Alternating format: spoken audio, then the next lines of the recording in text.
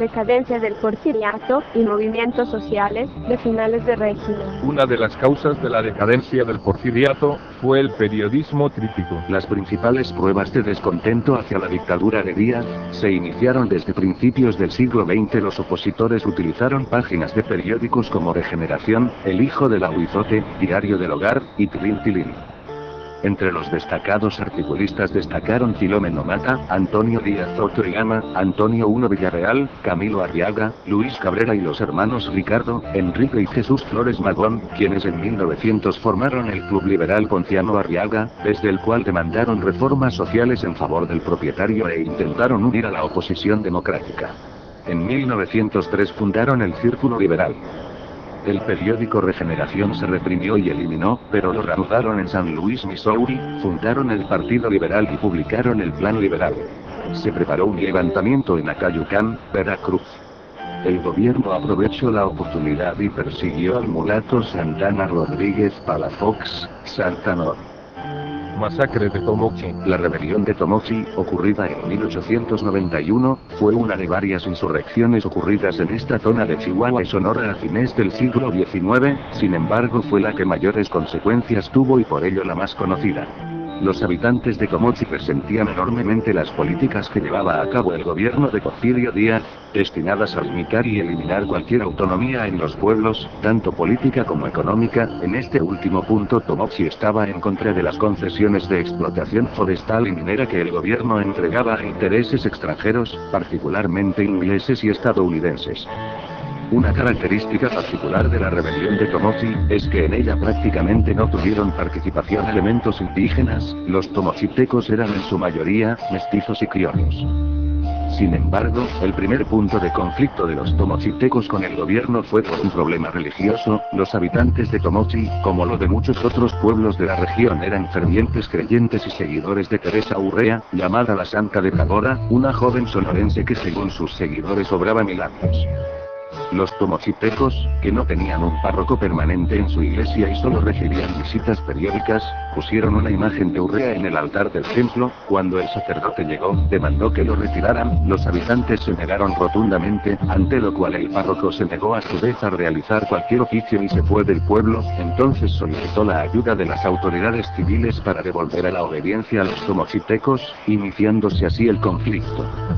El gobierno, que ya había sufrido varias revueltas en la zona y sabía de los conflictos que los habitantes de Tomochi habían causado sobre las concesiones extranjeras, resolvió actuar terminantemente contra los insurrectos, que ya para entonces estaban liderados por Cruz Chávez, y envió a una partida del ejército para hacer cumplir las órdenes tanto civiles como religiosas. Los tomochitecos se negaron una vez más y armados, levantaron barricadas y se propusieron resistir el ataque armado. Al considerarlo una insurrección formal, el gobierno ordenó el ataque y muerte de los rebeldes. La mayor parte de los hombres murieron defendiendo la casa de Cruz Chávez, donde se habían parapetado, mientras que gran parte de las mujeres y niños, que se habían refugiado en la iglesia, murieron cuando esta fue incendiada.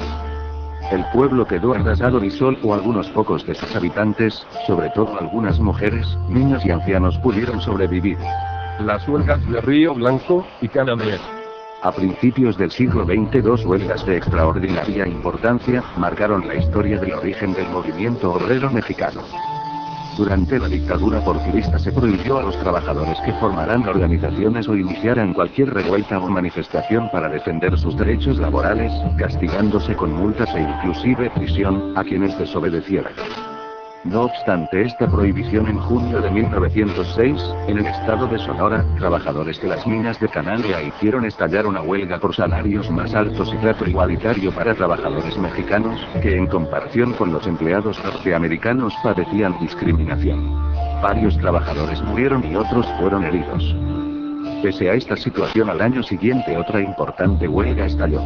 En enero de 1907, en la región de Orizaba, en el estado de Veracruz, trabajadores de las fábricas textiles de Río Blanco se pusieron en huelga por las malas condiciones de trabajo a que eran sometidos, entre las que se contaban jornadas de 12 horas, salarios sometidos a multas, y control sobre las actividades que realizaban los trabajadores. El resultado fue un importante número de heridos y muertos. A pesar de estos episodios trágicos, las movilizaciones por parte de los trabajadores continuó presentándose. La defensa y lucha por sus derechos laborales básicos no dejó de darse, por mucho tiempo.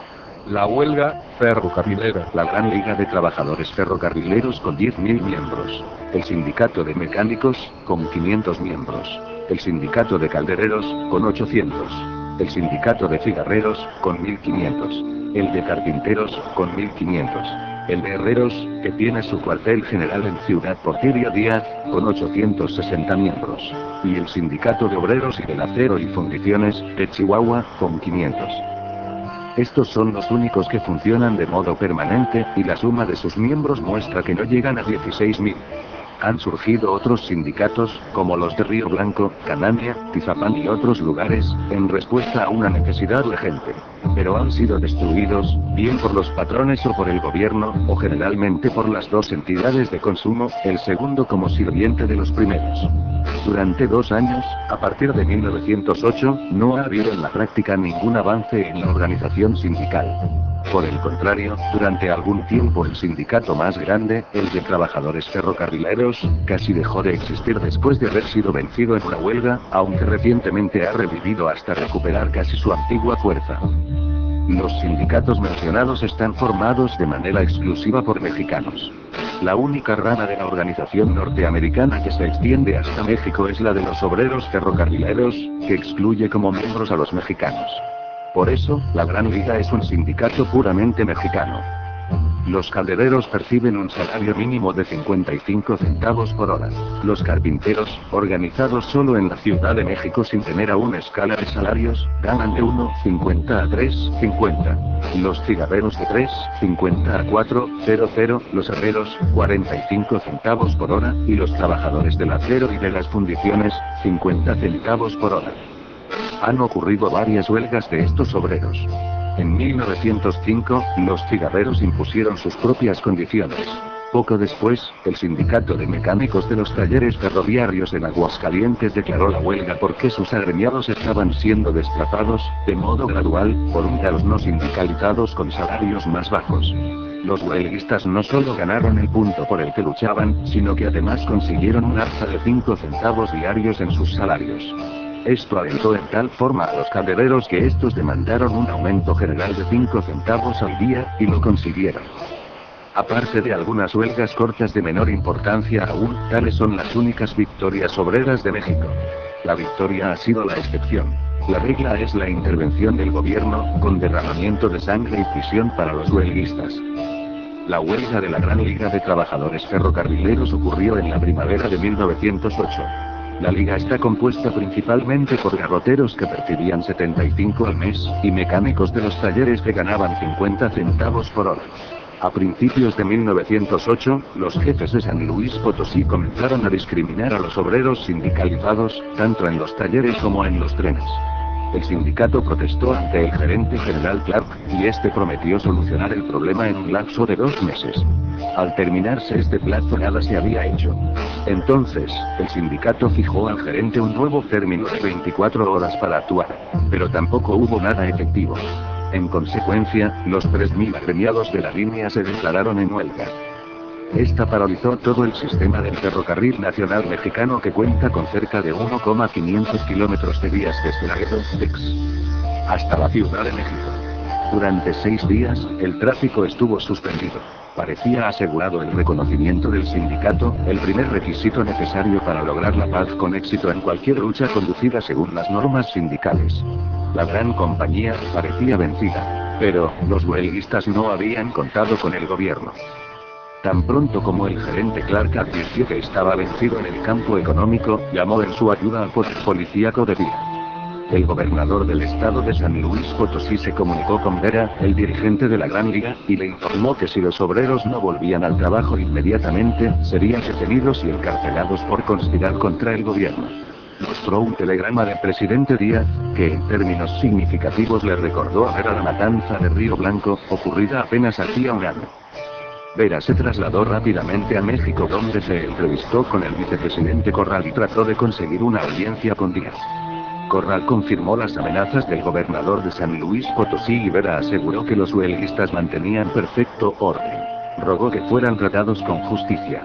Todo fue inútil. Vera sabía que el gobierno no estaba amenazando por formulismos, pues en esas cuestiones el gobierno de México no amenaza inútilmente. Después de una conferencia con la junta directiva del sindicato, la huelga fue levantada y los ferrocarrileros volvieron al trabajo. La huelga textil de Tizapán. La huelga de Tizapán, la cual duró un mes, afectó a operarios de una fábrica textil de Tizapán precisamente y se hizo por las 11 horas diarias de trabajos, pagar la comida de los perros de la fábrica y otros aspectos que no les gustaban a los empleados. Pero a fin de cuentas se dirigieron a Díaz y como no recibieron respuesta de él, la huelga se perdió y la fábrica se reabrió.